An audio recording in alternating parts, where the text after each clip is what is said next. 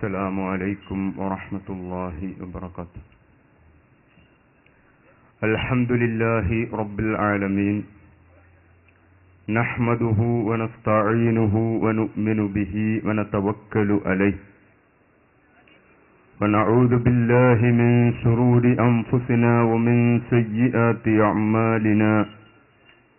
من يهده الله فلا مضل له ومن يضلله فلا هادي له، وأشهد أن لا إله إلا الله وحده لا شريك له، وأشهد أن محمدا عبده ورسوله أرسله بالهدى ودين الحق ليظهره على الدين كله ولو كره المشركون. أعوذ بالله من الشيطان الرجيم. بسم الله الرحمن الرحيم. الحمد لله رب العالمين، الرحمن الرحيم، مالك يوم الدين، إياك نعبد وإياك نستعين. صدق الله مولانا العظيم، وصدق وبلغ رسوله النبي الكريم، ونحن على ذلك من الشاهدين الشاكرين، والحمد لله رب العالمين.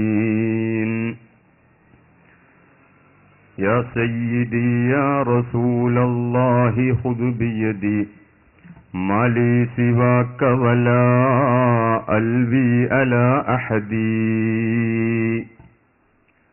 يا من يقوم مقام الحمد منفردا للواحد الفرد لم يولد ولم يلد،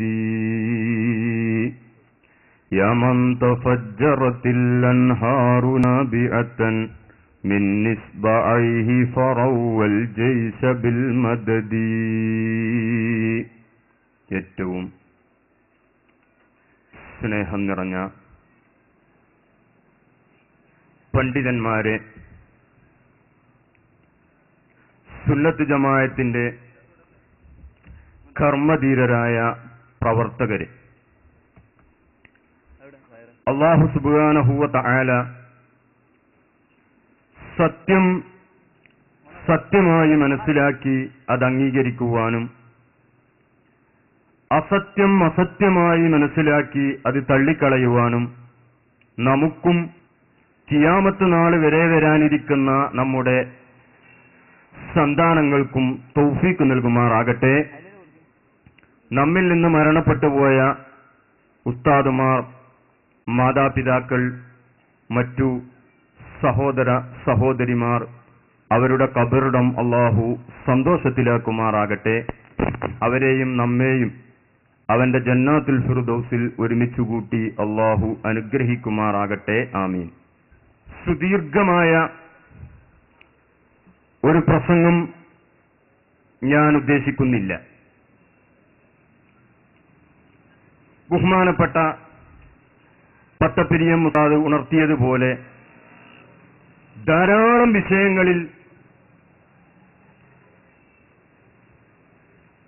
പുത്തൻ പ്രസ്ഥാനക്കാരും അഹ്ലുസുന്നത്തി വൽ ജമാഅത്തും തമ്മിൽ അഭിപ്രായ വ്യത്യാസങ്ങൾ ഉണ്ട്. എന്നാൽ അവയിൽ വെച്ച് ഏറ്റവും പ്രധാനപ്പെട്ടത് വിശ്വാസവുമായി ബന്ധിക്കുന്ന തൗഹീദ്, ശിർക്ക് എന്നതാണ്. ലോകത്ത് ആദം നബി അലൈഹിസ്സലാത്തു വസ്സലാം മുതൽ അന്ത്യപ്രവാചകരായ മുഹമ്മദ് നബി സല്ലല്ലാഹു അലൈഹി വസല്ലമ തങ്ങൾ വരെയുള്ള പ്രവാചകന്മാർ മുഴുവനും പ്രബോധനം ചെയ്തതിൽ പ്രധാന വിഷയം തൗഹീദ് ആണ്. ആ തൗഹീദിന് ഘടകവിരുദ്ധമായ ഒരാശയമാണ് ശിർക്ക്. ഇന്ന് നമ്മുടെ മുന്നിൽ ഖാദിയാനികൾ തൊട്ട്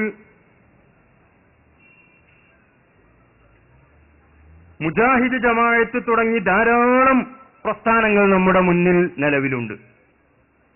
എല്ലാ പ്രസ്ഥാനങ്ങളും വന്ന് ജനങ്ങളോട് പ്രസംഗിക്കുന്നത് നരകത്തിലേക്ക് എന്റെ കൂടെ വരൂ എന്നല്ല. സ്വർഗത്തിലേക്ക് പോകണമോ എന്റെ കൂടെ വരൂ എന്നാണ് എല്ലാവരും പറയുന്നത്. നരകത്തിലേക്ക് പോകണമെങ്കിൽ എന്റെ കൂടെ വരൂ എന്ന് ഒരാളും പ്രസംഗിക്കുന്നില്ല. എല്ലാവരും എന്ന് പറയുന്ന ആശയവും തൗഹീദ് തന്നെയാണ്. എങ്കിൽ യഥാർത്ഥ തൗഹീദ് ഏത്? നബി സല്ലല്ലാഹു അലൈഹി വസല്ലമ തങ്ങളും മറ്റു പ്രവാചകന്മാരും പ്രബോധനം ചെയ്ത ശരിയായ ആശയം ഏത്? സ്വർഗം കരസ്ഥമാക്കുക എന്ന ലക്ഷ്യം സാക്ഷാത്കരിക്കപ്പെടണമെങ്കിൽ ഏത് വിഭാഗത്തിന്റെ കൂടെ പോകണം, ഉറച്ചു നിൽക്കണം എന്നത് സാധാരണക്കാരായിരിക്കുന്ന ആളുകൾ എല്ലാവർക്കും അറിയാൻ ആഗ്രഹമുള്ളതും എല്ലാവരും അന്വേഷിക്കുന്നതുമായ ഒരു വിഷയമാണ്. അതുകൊണ്ട് തന്നെ ചുരുങ്ങിയ സമയത്തിനുള്ളിൽ ഈ വിഷയം അവതരിപ്പിക്കാനാണ് ഞാൻ ഉദ്ദേശിക്കുന്നത്. ഞാൻ ഓതിവച്ച ആയത്ത് നമുക്കെല്ലാവർക്കും പരിചയമുള്ള ഫാത്തിഹ. എന്താണ് ആ ഫാത്തിഹയിൽ അല്ലാഹു പറയുന്നത്? ബിസ്മില്ലാഹിർ റഹ്മാനിർ റഹീം അൽഹംദുലില്ലാഹി റബ്ബിൽ ആലമീൻ. അല്ലാഹുവിന്റെ 3 നാമങ്ങൾ ബിസ്മില്ലാഹിർ റഹ്മാനിർ റഹീം എന്നതിൽ പറഞ്ഞതിന് ശേഷം അൽഹംദുലില്ലാഹി റബ്ബിൽ ആലമീൻ. സർവസ്തുതികളും എന്ന് പറഞ്ഞാൽ സ്തുതികൾ മൊത്തത്തിൽ 4 പണ്ഡിതന്മാർ നമ്മെ പഠിപ്പിക്കുന്നുണ്ട്.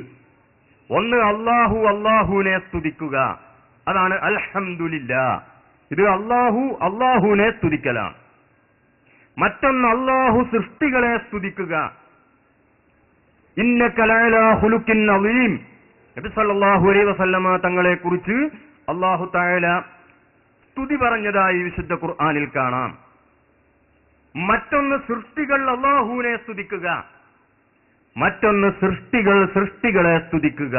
ഇങ്ങനെ 4 സ്തുതികളാണ് എല്ലാ സ്തുതികളും എന്ന് പറഞ്ഞാൽ മൊത്തത്തിൽ 4 സ്തുതികൾ ആണ്. ഈ 4 സ്തുതിയുടെയും യഥാർത്ഥ ഉടമസ്ഥൻ അല്ലാഹുവാണ്. കാരണം അതാണ് തുടർന്ന് പറയുന്നത് റബ്ബിൽ ആലമീൻ. എല്ലാ സ്തുതികളും എന്തുകൊണ്ട് അല്ലാഹുവിനായി? നാം സൃഷ്ടികൾ പരസ്പരം സ്തുതിക്കാറുണ്ട്, പക്ഷേ ഈ സ്തുതിയും യഥാർത്ഥത്തിൽ അല്ലാഹുവിന് ഉള്ളതാണ്. കാരണം നമ്മെ സൃഷ്ടിച്ചതും അതിനുള്ള കഴിവ് തന്നതും നമ്മെ പരിപാലിക്കുന്നതും സ്തുതിക്കാൻ വേണ്ടി നമുക്ക് തോന്നിപ്പിച്ചു തന്നതും മുഴുവനും അല്ലാഹുവായതുകൊണ്ട് അതിന്റെയൊക്കെ അന്തിമ വിശകലനത്തിൽ അല്ലാഹുവിൽ എത്തിച്ചേരുന്നത് കൊണ്ട് യഥാർത്ഥത്തിൽ എല്ലാറ്റിന്റെയും ഉടമസ്ഥൻ അല്ലാഹുവാണ്. വഅന്ന ഖുവ്വത ലില്ലാഹി ജമീഅ. എല്ലാ കഴിവുകളും അല്ലാഹുവിന് മാത്രമാണ്. മറ്റുള്ളവരുടെ കഴിവുകൾ സൃഷ്ടികളുടെയും സാധാരണക്കാരതും അല്ലാത്തവരുതുമായ എല്ലാവിധ കഴിവുകളും അല്ലാഹു നൽകിയിട്ട് അവർക്ക് ലഭിച്ചത് ആണ്. ഇതാണ് അൽഹംദുലില്ലാഹി റബ്ബിൽ ആലമീൻ. ഇനി നാം ഒന്ന് ചിന്തിക്കുക. ഉദാഹരണമായി നമുക്ക് ഒരു 10 രൂപ ആവശ്യമുണ്ട്. ഈ 10 രൂപ നൽകുന്നവൻ ആരാണ്? അല്ലാഹുവാണ് എന്നാണ് നമ്മുടെ വിശ്വാസം. പക്ഷേ അല്ലാഹു നേർക്കുനേരെ 10 രൂപ ഒരാൾക്ക് ഉറക്കിക്കൊടുക്കുക എന്ന സംവിധാനം സാധാരണ നിലക്ക് അവൻ ചെയ്യാറില്ല. ഈ സമയത്ത് നമുക്ക് 10 രൂപ വേണമെങ്കിൽ നാം നമ്മുടെ സുഹൃത്തിനോട് അത് ആവശ്യപ്പെടും. അപ്പോൾ സുഹൃത്ത് അവന്റെ അടുക്കൽ ഉണ്ടെങ്കിൽ അത് തരും. അതേ സമയത്ത് ലോകത്ത് അല്ലാഹു സഹായങ്ങളും മുഴുവനും അല്ലാഹു ചെയ്യുന്ന സഹായങ്ങളും മുഴുവനും അല്ലാഹുവിന്റെ സഹായമാണ്. പക്ഷേ അത് വിതരണം ചെയ്യാനും അത് ജനങ്ങൾക്ക് എത്തിച്ചു കൊടുക്കാനും ചില മാധ്യമങ്ങൾ അല്ലാഹു സുബ്ഹാനഹു വ തആല സ്വീകരിച്ചിട്ടുണ്ട്.